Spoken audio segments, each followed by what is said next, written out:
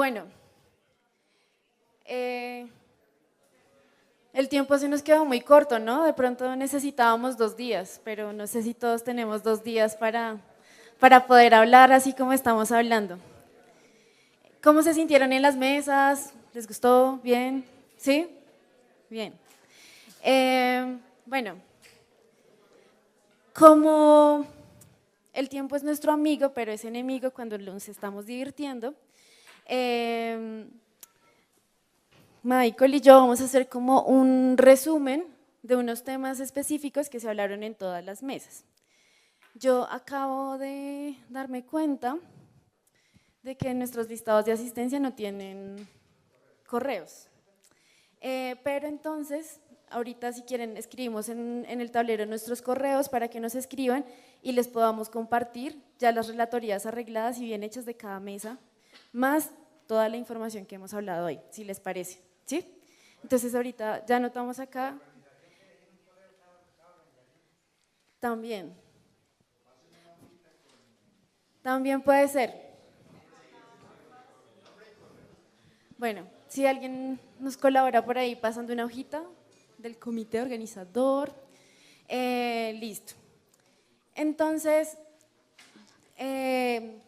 en la mesa en la que nosotros estábamos, les introducía diciendo que si bien esta mañana hablamos de aspectos generales de la dimensión ambiental del campesinado, hay unas temáticas muy específicas y que en este momento son cruciales sobre esa dimensión. Y por eso nosotros elegimos los temas que elegimos en las mesas en las que ustedes participaron y se inscribieron. Los temas de las mesas se eligieron porque las organizaciones que estuvimos detrás como de pensarnos el espacio de diálogo, hemos visto que son los temas que más se están moviendo y como que más piden, por favor, hagamos algo al respecto. Vale, sí. Buenas tardes.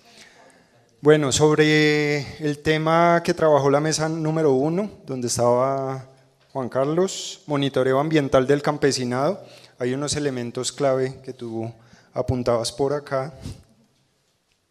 Bueno, nosotros revisando, primero quisiera decir, ¿no?, que revisando los temas de las mesas, pero yo iba a leer el nombre de cada mesa para que los que no se… ¿De las 4? Ajá.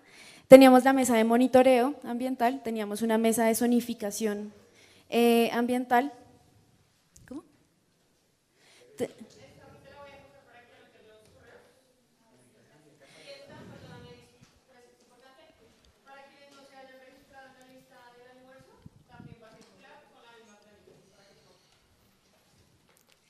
Gracias. Entonces, teníamos la mesa de monitoreo ambiental, la mesa de agroecología, una mesa de zonificación ambiental participativa, teníamos la mesa de derechos territoriales en áreas ambientales estratégicas y teníamos la mesa del plan de acción de biodiversidad y territorialidades campesinas.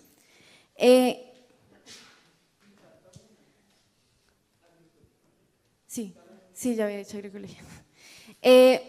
Algo en común que veíamos de los aportes, que así sean temas diferentes, pues están esos aportes, era el tema de nombrar, de los conceptos, ¿no? En la mesa de monitoreo también veíamos como, sí, se debe llamar monitoreo, en la mesa de agroecología también, ¿no? Como la importancia de que sea agroecología y no agricultura orgánica y todo lo que implica un concepto, ¿no? Y esos nuevos conceptos que el movimiento campesino, que la lucha campesina ha entrado como a aportar a todos estos temas que nosotros estábamos viendo. Sí, ahí hay un elemento clave que destacan en la mesa de monitoreo campesino y es referente al reconocimiento de las capacidades y de los desarrollos científicos que tienen las organizaciones campesinas. Entonces, eso junto al reconocimiento necesario que tienen económico para incentivar la investigación campesina son unos de los elementos claves destacados en la mesa de monitoreo campesino. Sí, en ese sentido es algo que también se encuentra en todas las mesas y son las experiencias que ya ha hecho el campesinado y que están, solo que no son vistas de pronto y que hablan de lo que hemos dicho todo el día, que son cosas que ya se han venido haciendo y que hasta ahora digamos que desde espacios políticos e institucionales se está empezando a nombrar, pero las experiencias siempre han estado ahí y siguen estando ahí. Listo. Frente a la mesa de agroecología.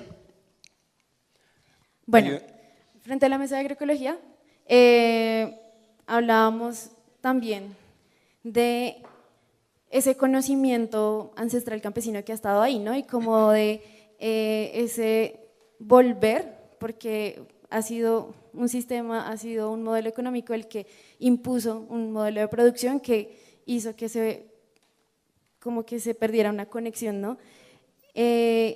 Un aporte es que no solo es producción, sino que es un modelo de vida, ¿no? La agroecología no es hacer abonos orgánicos, era algo que decíamos ahí, sino es todo lo que implica, ¿no? Cómo me relaciono con la tierra, cómo me relaciono con mi comunidad, cómo me relaciono con mi familia, ¿no? Entonces, que también es algo que ya estaba más o menos pasando, y ese es también como el aporte desde el campesinado a este tema de la agroecología, ¿no? Siempre ha estado, pero se ha ido. Y también la potencia que tiene la agroecología para generar el diálogo entre la política ambiental y la política agraria, que eso va dando elementos frente a las definiciones de la dimensión ambiental del campesinado.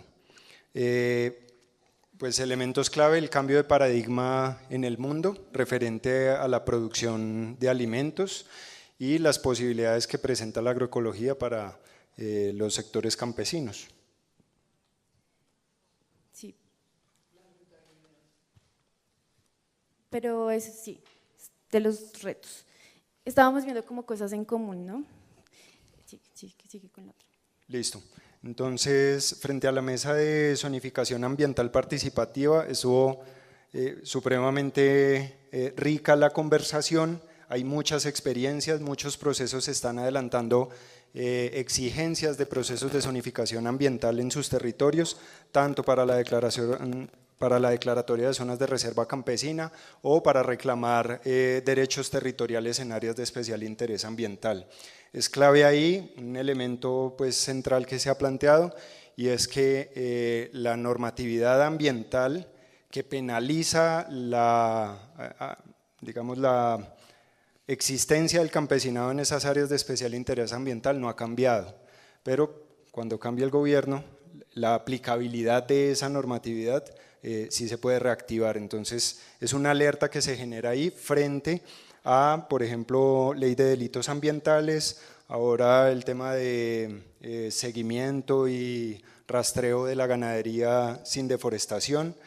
Se plantearon elementos sobre la necesidad de modificar la zonificación de ley segunda, de zonas de reserva forestal de ley segunda, tipo A, B y C no representan la realidad de esos territorios y a pesar de que se reconozca la ocupación en ley segunda y de que hoy se puedan constituir zonas de reserva campesina en ley segunda, si no se modifica esa zonificación, va a ser muy complejo materializar los derechos del campesinado en esas áreas de especial interés ambiental.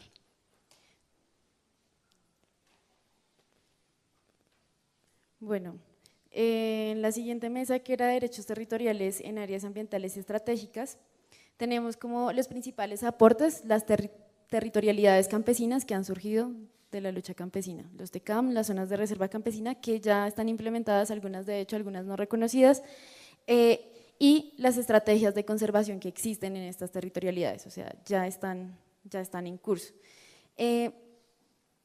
Yo ahorita me salté las limitaciones y las propuestas, Michael sí las estaba diciendo todas de una vez, ¿cierto?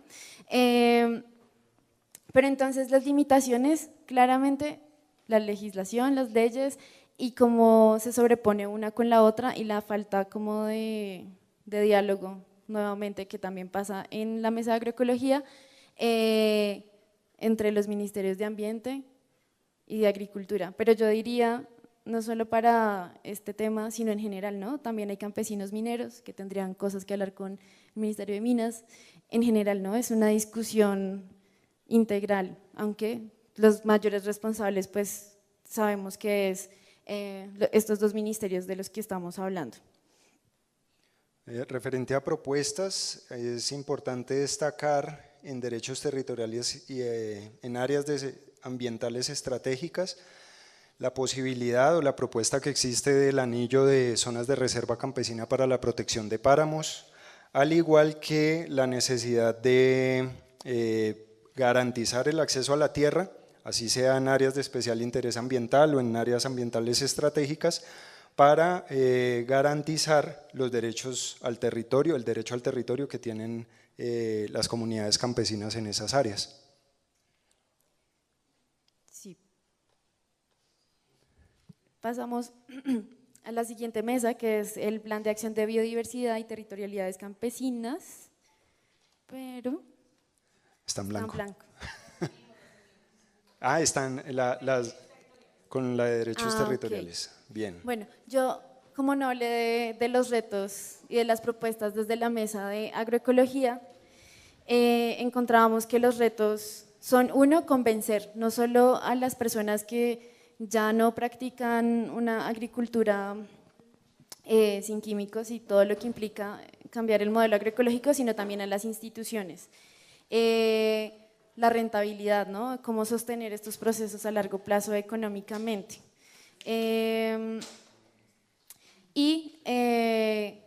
hablaba de la importancia de la ciencia, ¿no? Y cómo la ciencia se usa transformándose a partir de los actores locales, a partir de campesinos, campesinas. También teníamos un compañero indígena, cómo ese conocimiento científico se transforma para llegar a los territorios a partir de su conocimiento. Y como propuestas, también hablábamos de la importancia de que se exija a las instituciones que vayan en la vía de eso que es la ruptura del paradigma de producción, que ya se ha dicho en muchas esferas, que ya se ha dicho en diferentes actores, pero que al final no se implementa. Entonces es como una exigencia que se debería hacer. Nuevamente, el cumplimiento de los acuerdos que firmaron en Fusagasugá, Ministerio de Ambiente, Ministerio de Agricultura, que todavía están, ¿no? Y que se siguen botando la pelota el uno al otro, no, esto es de Ministerio de Ambiente, nos decía alguien que preguntó algo relacionado con eso y sí, como que se siguen mandando el uno al otro. La importancia de que se puedan apoyar los otros mercados, o sea, que se apoye este mercado y o sea, como seguir movilizando la agroecología, no como decía, un modelo solo de producción, sino de un sistema de vida que tiene una implicación en la cultura campesina, en la comida campesina, en la vida campesina, en las relaciones familiares campesinas, que por todo lo que ya hemos hablado durante el día, se han ido como fragmentando. Yo creería, ya ahí como metiendo la cucharada personal, referente a todos los aportes que hemos podido encontrar en la tabla de relatorías o de sistematización de resultados, ahí los aportes que se hicieron ponen en evidencia que se está pensando la dimensión del campesinado, es decir, desde todos los elementos que se plantearon ahí son las formas de expresión de esa dimensión del campesinado, son las posibilidades que tienen hoy las comunidades, tanto desde la Guardiana del Chiribiquete como quienes están peleándose en derechos territoriales en un páramo, en las diferentes, o quienes están pensándose una producción distinta de alimentos. Son apuestas muy diversas que tiene el campesinado frente al relacionamiento con los ecosistemas y eso va caracterizando o va definiendo esa dimensión del campesinado. Y lo que veo es que resulta más como una agenda de incidencia, una agenda de relacionamiento o una especie de plataforma incluso de trabajo para que se materialice el reconocimiento de esa dimensión del campesinado por parte del gobierno, de las entidades, incluso pues, del Estado en su conjunto. Entonces, clave enviar las relatorías, las conclusiones de cada una de las mesas para poderlas estudiar en más detalle. Ahorita pues el tiempo no nos permitió ahí como entrar en más detalle de cada una de las mesas. Yo sé que hubo muchos aportes supremamente interesantes, pero creo que esas reflexiones nos permiten irnos con una idea de que hay una plataforma, la gente y los procesos se están peleando en sus territorios esa materialización de la dimensión del campesinado y hay que seguirnos aferrando a eso, peleándolo para que sea reconocido y sea, insisto, materializado en política pública tanto ambiental, del sector ambiental como del sector agricultura. Sí, yo creo que algo clave de lo que dice Michael es que al final lo que hemos visto es que a pesar de que existen escenarios de participación, realmente lo que reflejan esas ideas de incidencia es que esa participación no es tan real, ¿no? Entonces, creo que una de esas conclusiones es que esos escenarios de participación se van a tomar, ¿no? Y a las instituciones que están acá, y gracias por acompañarnos, ¿no? Es el mensaje. Muchas veces es más fácil de pronto hablar con la organización más grande o, ¿no? Como reunir un grupo de gente, pero al final hay muchas cosas en común, pero que se quedan por fuera, justamente porque se homogeniza, ¿no? De forma muy… sí, facilista y práctica, yo entiendo también lo de los tiempos, cómo deberían ser las cosas, ¿no? Pero al final siempre salen cosas en común y lo que yo veo en todas esas propuestas es que lo que necesitamos es que, uno, cumplan lo que se ha prometido y dos, que sí escuchen realmente y se ingresen esas necesidades y esos reclamos también que se están haciendo. Entonces, cómo nos estamos pensando en la participación y las entidades, ¿no? Cómo se piensa en la participación. Puede que no sea falta de voluntad, pero entonces, ¿qué hacemos? ¿No? Hay que llegar como a un punto de encuentro. Y nuevamente nos disculpamos por el tiempo, por correr con todo. Esto no se ha acabado, ya se acabó la discusión, pero nos queda un último espacio, que era el que les contábamos, que nos espera ahí en el aula viva con un refrigerio, y no solo el refrigerio, sino una actividad de cierre que nos van a hacer los compañeros, porque pues justamente queríamos que este espacio no fuese un lugar en un hotel, ¿no? Como siempre es, sino que fuera algo más que nos conectara realmente con eso que tanto estamos hablando y que tanto estamos buscando, ¿no? Porque no tiene coherencia, ¿no? A veces lo que se dice y lo que se hace.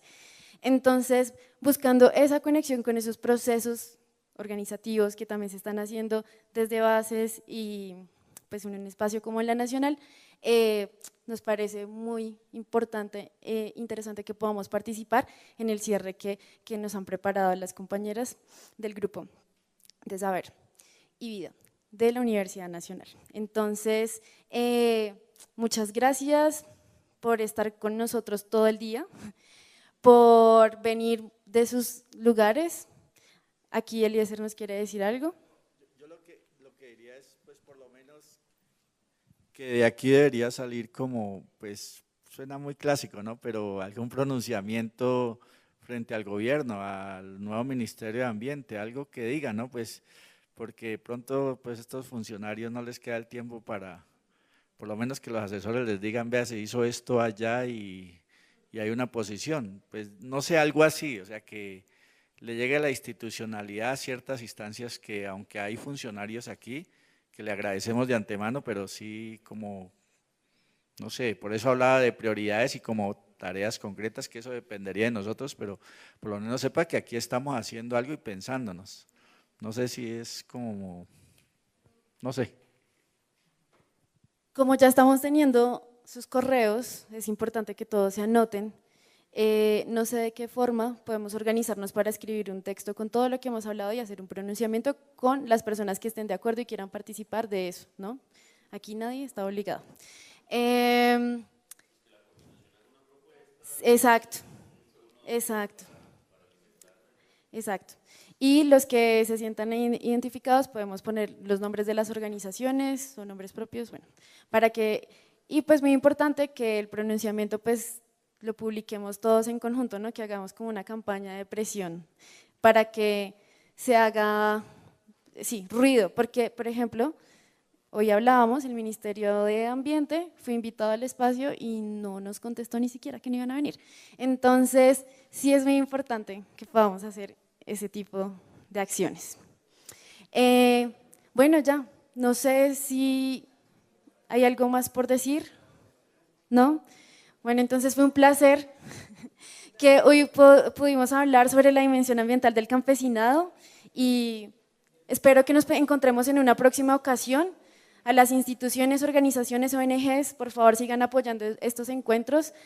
Perdón, acá tengo que hacer una cuña, todo esto está siendo financiado por el programa global Nuestra Amazonía, que es financiado con dinero de la cooperación alemana del BMZ. Lo que decían esta mañana, dependemos mucho de la cooperación, pero sigamos gestionando estos espacios de encuentro porque yo veo que todos nos divertimos y nos cansamos, pero nos divertimos. Entonces, vamos al aula viva otra vez y que estén muy bien.